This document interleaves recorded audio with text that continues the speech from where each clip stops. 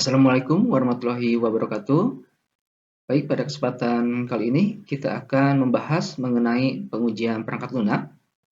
Untuk pengujian perangkat lunak ini berfungsi untuk mengetahui atau menguji apakah perangkat lunak atau sistem yang sudah kita buat masih mempunyai bugs atau cacat dan lain sebagainya yang nantinya akan sesuai dengan requirement dari pengguna atau tidak. Nah, untuk pengujian perangkat lunak ini ada beberapa yang bisa kita pakai. Yang pertama bisa menggunakan white box testing, kemudian yang kedua gray box testing, dan yang ketiga yaitu black box testing. Untuk pada kesempatan kali ini kita akan membahas mengenai black box testing.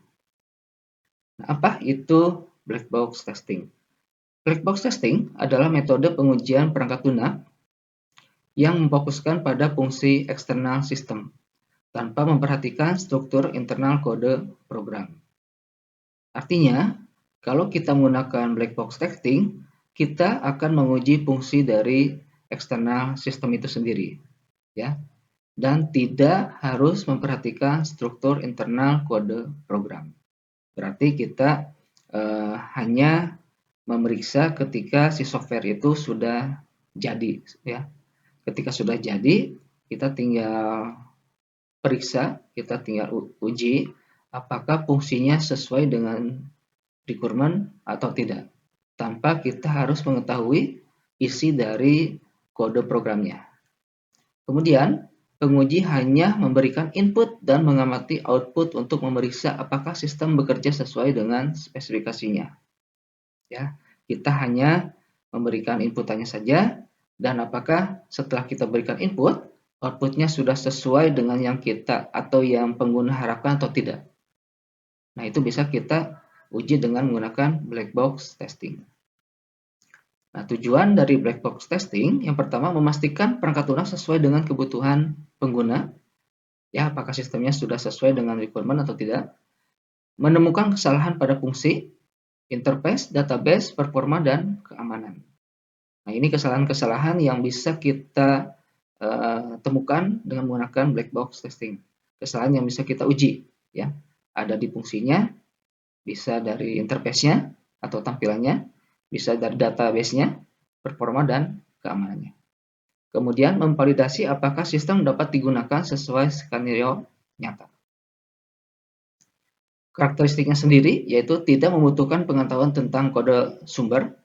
Dalam hal ini adalah kode program, ya. Orang awam saja yang tidak mempunyai kemampuan di bidang programming, dia bisa menguji sistem dengan menggunakan black box testing.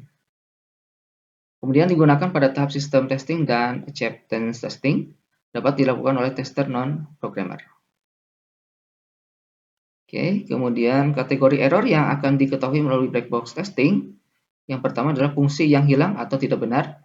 Ya, ini berkaitan dengan fungsi-fungsi dari sistemnya itu sendiri, apakah dia sudah sesuai dengan requirement-nya atau tidak, apakah fungsinya ada yang hilang atau utuh. Nah, itu bisa diuji. Kemudian error dari antarmuka, dari tampilannya, kemudian error dari struktur data atau akses eksternal database, ya, error dari database-nya, ya, apakah data-datanya bisa tersimpan atau tersimpan hanya sebagian. Nah, itu bisa kita uji. Kemudian error dari kinerja atau tingkah lakunya, apakah sudah sesuai kinerjanya. Kemudian error dari inisialisasi dan terminasi, error dari awal sampai akhir, apakah terdapat error atau tidak. Kemudian teknik-teknik black box testing ada beberapa yang bisa kita lakukan, ya. Pertama yaitu equivalence partitioning, yaitu teknik pengujian black box testing di mana domain input dibagi menjadi beberapa kelas data atau partisi yang dianggap setara. Nah, ini nanti data-datanya akan dibagi menjadi beberapa kelas atau partisi, ya, yang dianggap setara, dan nanti akan diambil satu data yang bisa mewakili partisi tersebut. Asumsinya, jika satu data dari partisi diuji dan berjalan benar, maka semua data dalam partisi tersebut dianggap benar juga. Nah, karena tadi partisinya dia dijadikan beberapa kelas, kemudian nanti beberapa kelasnya itu diambil satu yang dianggap setara. Nah, ketika yang satu ini diuji kemudian valid atau benar, maka yang lainnya juga ikut benar. Tapi kalau misalkan yang satunya tidak benar, maka yang lainnya juga dianggap tidak benar. Tujuannya yaitu mengurangi jumlah test case tanpa mengurangi efektivitas pengujian. Ya.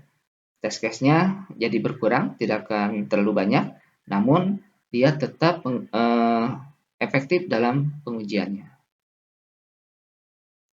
Prinsip dasarnya dari equivalence partitioning yaitu input dibagi menjadi partisi valid dan partisi invalid, atau sesuai requirement dan tidak sesuai requirement.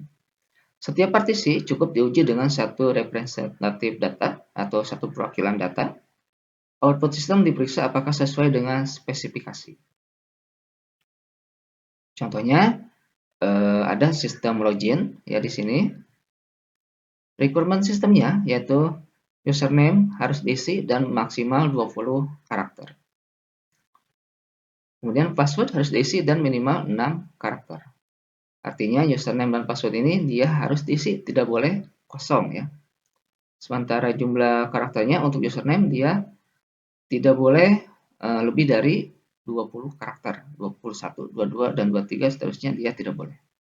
Kemudian password juga dia minimal harus 6 karakter. Kalau kurang dia juga nanti tidak boleh.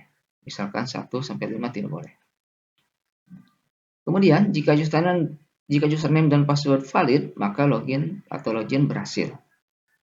Berarti dia ketika syarat tadi terpenuhi, maka loginnya berhasil. Nah, jika salah, maka muncul pesan error. Nah, kita lihat contohnya di sini ada tabel untuk pengujiannya. Nomor 1, input username. Dia karakternya ada 1, 2, 3, 4, 5, 6. Apakah sudah memenuhi syarat atau tidak? Oke. Partisi username dia valid ya, karena memenuhi syarat. Dia kurang dari 20 karakter. Kemudian password ada 1, 2, 3, 4, 5, 6, 7. Password ada 7 karakter. Partisinya dia valid juga. Kenapa valid? Karena dia lebih dari 6 karakter ya. Karena anjurannya adalah minimal 6 karakter. Maka hasil yang diharapkan login berhasil. Oke, ini yang diharapkan ya. Loginnya berhasil. Kemudian data yang kedua. Input username-nya dia kosong, tidak diisi. Kemudian input password-nya sama, dia ada 7 karakter. Maka partisi username-nya adalah invalid. Kenapa? Karena tadi dia username-nya yang diinputkan kosong, sementara requirement-nya adalah harus diisi. Sementara dia kosong, berarti invalid.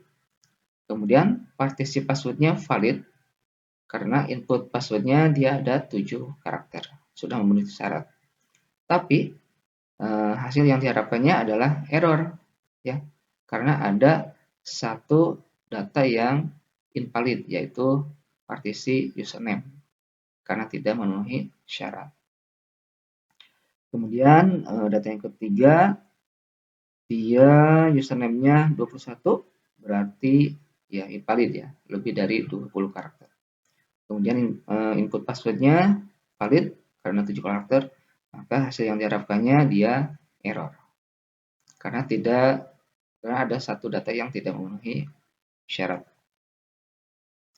Kemudian data keempat, username-nya dia valid karena memenuhi syarat. Kemudian partisinya untuk password dia invalid. Kenapa? Karena tidak diisi alias kosong. Maka hasil yang diharapkannya adalah error.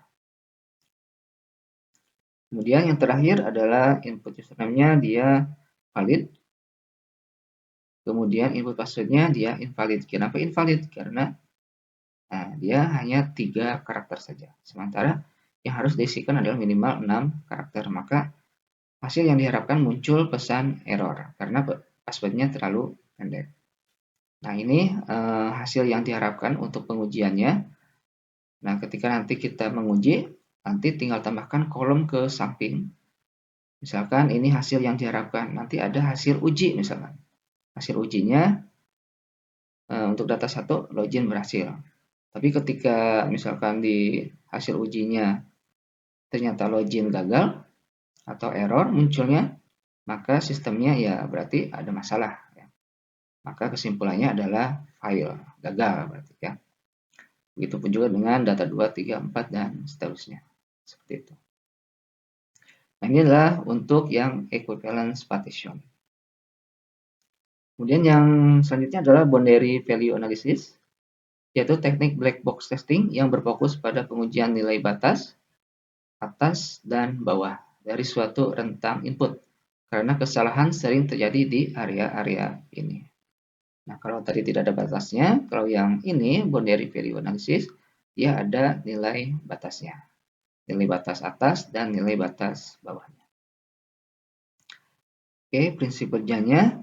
Yang pertama, kita harus identifikasi rentang nilainya dulu. Tentukan rentang input yang valid untuk suatu fungsi atau kolom data. Misalkan rentang inputnya itu 1 sampai 10. Misalkan ya. Kemudian pilih nilai batasnya. Identifikasi nilai batas minimum dan nilai batas maksimum dari rentang tersebut. Nah, berapa nilai minimumnya, berapa nilai maksimumnya. Kemudian buat kasus uji.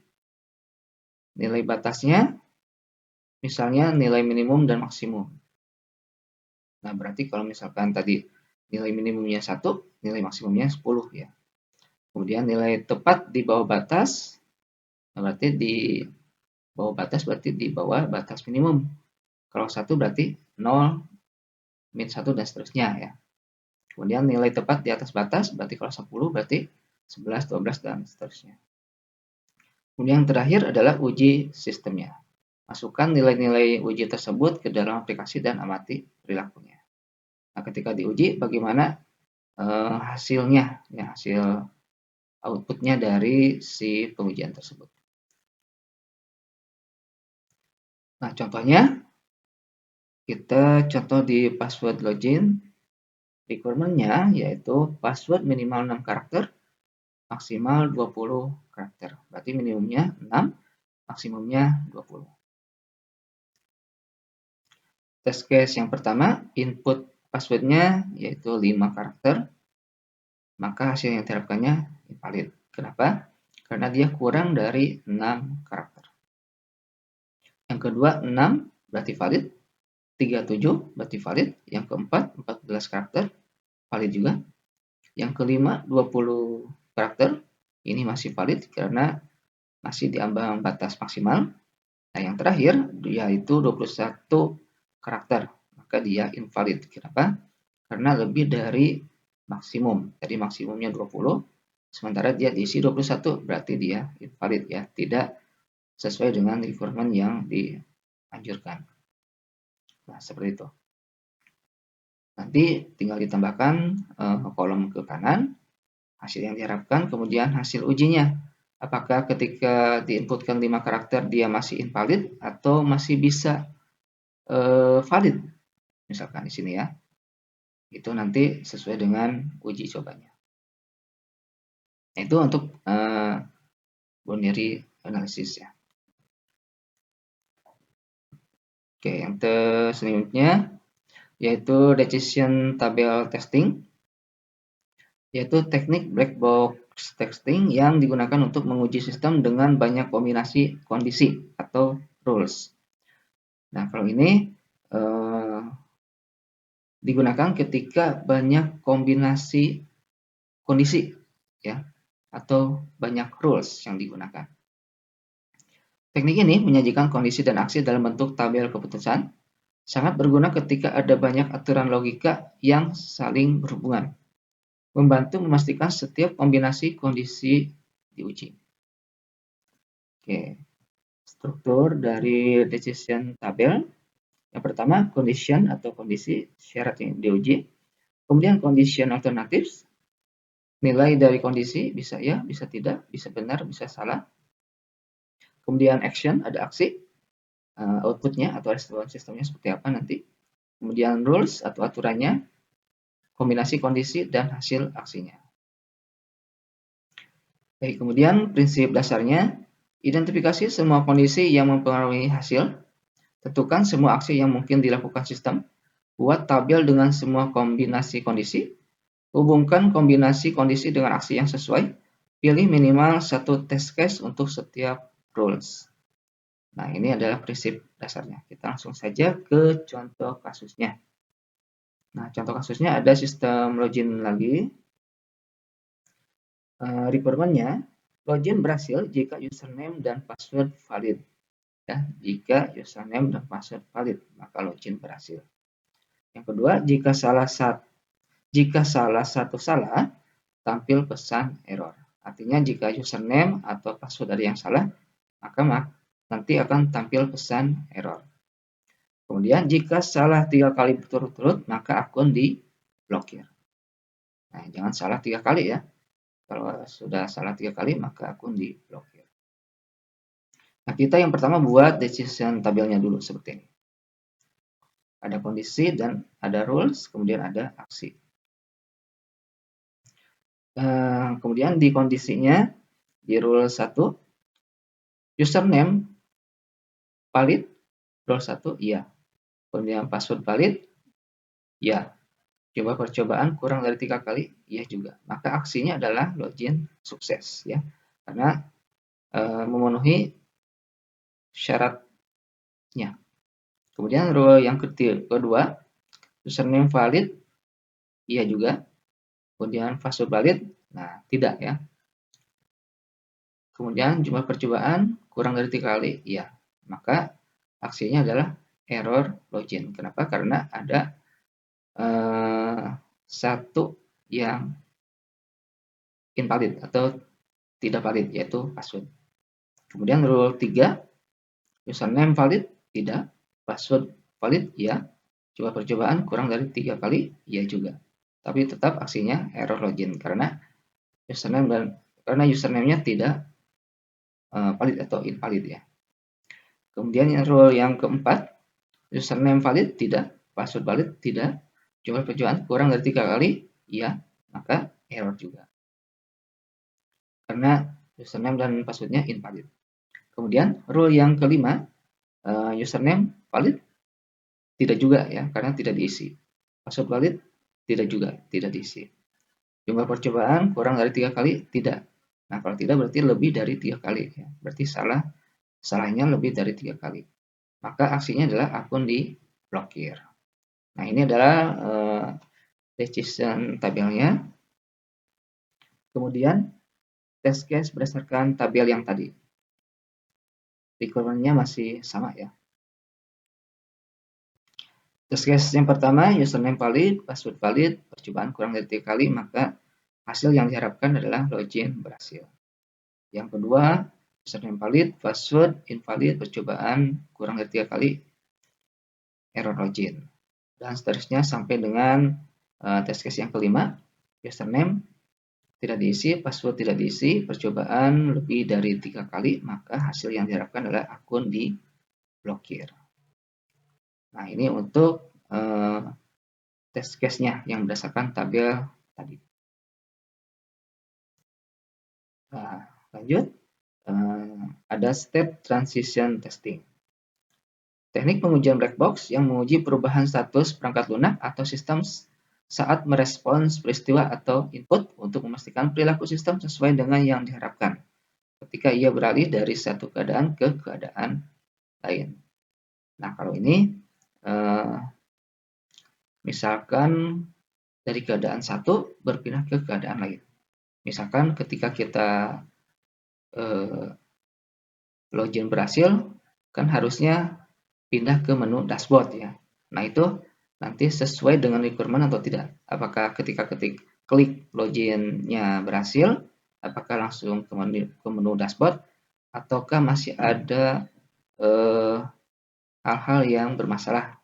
Nah, itu bisa diuji dengan state transition testing. Langsung ke contoh kasus sistem login lagi. Requirement-nya adalah pada awalnya user dalam state belum login. Nah, user berarti dia belum login ya keadaannya. Yang kedua, jika memasukkan username dan passwordnya benar, maka state berubah menjadi login sukses. Jika salah, tetap di belum login dan muncul pesan error. Jika salah 3 kali berturut-turut, maka state berubah menjadi akun diblokir. Oke, kita ke tabelnya. Ini tabel transisinya. State awal, dia keadaannya belum login. Langsung diinputkan loginnya benar. State akhirnya login sukses. Maka aksinya dia ke tampilan selanjutnya, yaitu masuk ke tampilan dashboard. Maka aksinya tampilkan dashboard. Berarti kita menuju ke tampilan menu dashboard ya. Kemudian step selanjutnya belum login, inputnya login salah satu. Step akhirnya dia tetap belum login karena loginnya tadi salah ya. Maka aksinya muncul pesan error atau login gagal. Kemudian step selanjutnya dia masih di belum login, kemudian input loginnya salah 2 kali, kemudian masih di state akhirnya di belum login, aksinya error juga ya, login gagal. Kemudian ya, selanjutnya state awalnya belum login juga, kemudian inputnya login salah 3, berarti dia salah memasukkan password dan username sebanyak 3 kali, kemudian state akhirnya akun diblokir. Nah, karena tadi dia salah 3 kali ya. Kemudian aksinya pesan akun diblokir. Nah, kemudian jika state awalnya login sukses, kemudian dia ke menu logout, kemudian setelah logout maka dia berarti belum login lagi ya. Kemudian aksinya kembali ke halaman login. Nah, ini adalah tabel transisinya. Kemudian ke test case-nya, ke tabel test case-nya. Berdasarkan state transition. Test case yang pertama, input sequence-nya login benar, kemudian state akhirnya login sukses. Hasil yang diharapkan berarti dia masuk ke menu dashboard. Oke, kemudian jika salah, pesan error, salah 2 kali pesan error, ketika salah 3 kali, akun diblokir. Ya, kemudian yang kelima, yang terakhir, login benar, kemudian logout. Dia state akhirnya belum login, maka hasil yang diharapkan adalah kembali ke login page, ya, ke halaman login lagi. Nah, ya, berarti sudah jelas kalau untuk menggunakan state transition, dia kaitannya beralih dari page 1 ke page selanjutnya.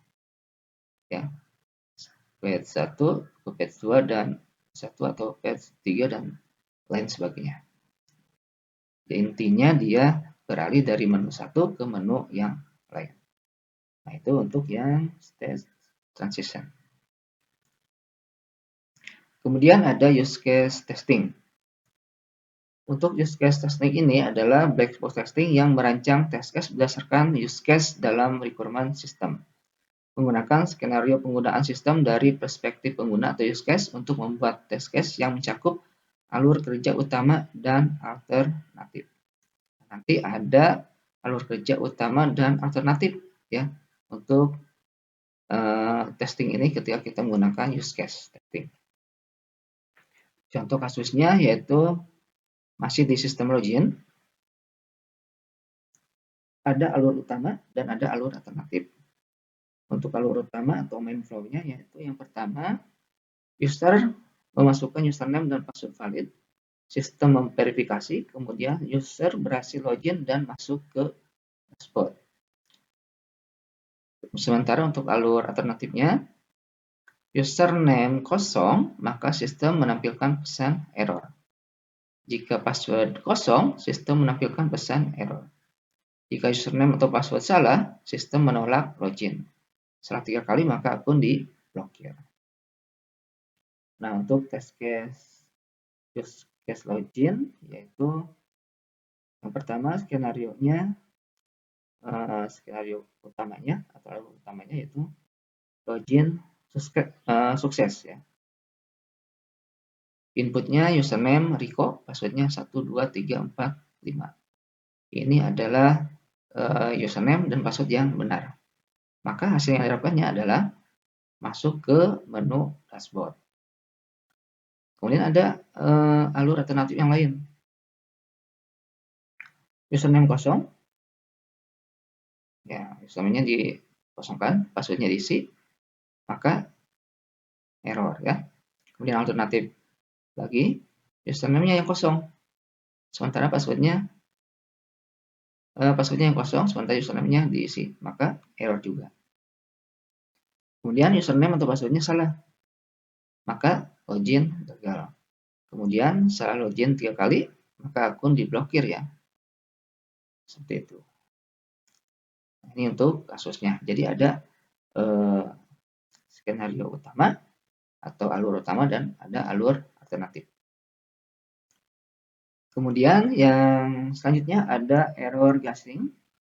Nah, kalau ini teknik black box testing yang dilakukan berdasarkan intuisi, pengalaman dan pengetahuan tester dalam menebak lokasi kesalahan atau bug pada aplikasi. Tidak ada aturan baku atau sistematis seperti equivalence partitioning atau boundary value analysis. Test case dibuat berdasarkan pengalaman dan feeling tester mengenai area rawan bugs. Nah, kalau ini dia lebih ke insting atau pengalaman yang sudah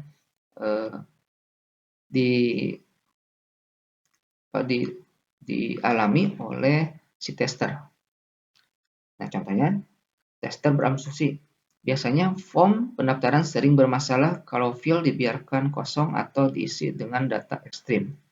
Maka ia mencoba input kosong, karakter aneh atau data berlebihan. Nah, jadi kesannya dia coba-coba ya, karena memang sebelumnya dia ada pengalaman, ketika formnya seperti ini, maka dia ingin coba-coba mengekspresikan pengalamannya karena biasanya seperti ini loh, misalkan ya. Biasanya ketika kita inputkan kosong atau karakter aneh atau data berlebihan, suka saja ada sistem yang masih menerima misalnya. Kan harusnya tidak misalnya ya, tapi masih ada yang menerima. Berarti dia sistemnya masih ada bug, masih ada error. Misalkan ada username dan password. Ketika kita isikan username, ketika isikan password, ketika klik login, sementara kita kan tadi mengisikan username dan passwordnya misalkan huruf kapital semua. Ketika kita klik login, kok berhasil? Nah, kenapa berhasil? Sementara yang kita daftarkan username dan passwordnya itu memakai huruf kecil semua. Nah, berarti sistemnya dia tidak bisa menyaring ya atau membedakan huruf besar dan kecil. Nah, pengalaman dari si tester seperti itu. Dan ternyata benar. Ya. Si sistemnya tidak bisa membedakan huruf besar dan kecil. Berarti ada yang harus diperbaiki. Ya. Nah, itu contohnya seperti itu. Oke, ini yang terakhir ya untuk error guessing. Nah, itu beberapa teknik yang bisa digunakan ketika kita menggunakan pengujian perangkat lunak dengan black box testing. Nah, ada contoh untuk penggunaan black box testingnya.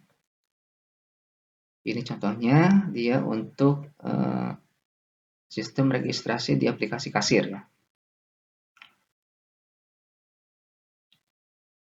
Dia untuk memeriksa fitur registrasi.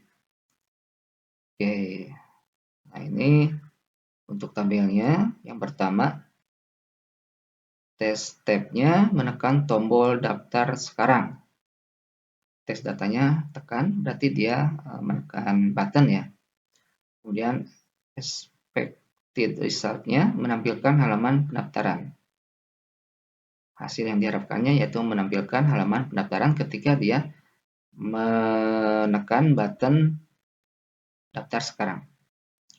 Actualized result-nya dia as expected, berarti sesuai dengan ekspektasi. Maka statusnya adalah fast. Nah, begitu pun juga dengan yang kedua, ketiga, dan seterusnya. Nah, nanti dia akan statusnya fail ketika actual result-nya dia tidak sesuai dengan ekspektasi result. Ya. Jika misalkan nomor 1 ini adalah jika menekan button daftar sekarang, dia harusnya menampilkan halaman pendaftaran, tapi ketika diuji, dia tidak menampilkan halaman pendaftaran, malah dia tetap stuck di tampilan awalnya. Ketika ditekan button daftar sekarang tidak terjadi apa-apa. Nah, berarti dia ada masalah ya. Buttonnya tidak berfungsi, misalkan seperti itu. Nah, berarti statusnya nanti fail. Nah, ada juga pengujian yang seperti ini tampilnya. ID-nya TC01, kemudian field yang diujinya field pelanggan, skenario pengujiannya pilih pelanggan dari drop down atau valid. Kemudian tidak memilih pelanggan atau kosong. Hasil yang diharapkannya, sistem menyimpan pilihan pelanggan dengan benar tanpa error. Hasil pengujiannya, sistem berhasil menampilkan pop-up berhasil. Nah, berarti pilihan dari pelanggannya dia berhasil ya disimpan. Kesimpulannya berarti berhasil. Kemudian tadi validasi error muncul dengan pesan pelanggan harus dipilih. Nah, ini ketika tidak memilih pelanggan ya dari drop down-nya. Hasil pengujiannya, sistem memunculkan alert, please select an item. Nah, berarti ada peringatan, kesimpulannya berhasil karena dia sesuai dengan hasil yang diharapkan.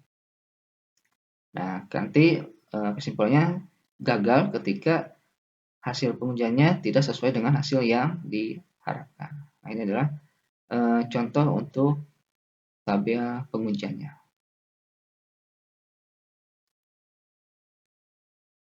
Nah, itu untuk materi kita berkaitan dengan black box testing. Mudah-mudahan bisa dipahami dengan jelas. Terima kasih. Kita ketemu lagi di sesi selanjutnya dengan materi yang berbeda. Assalamualaikum warahmatullahi wabarakatuh.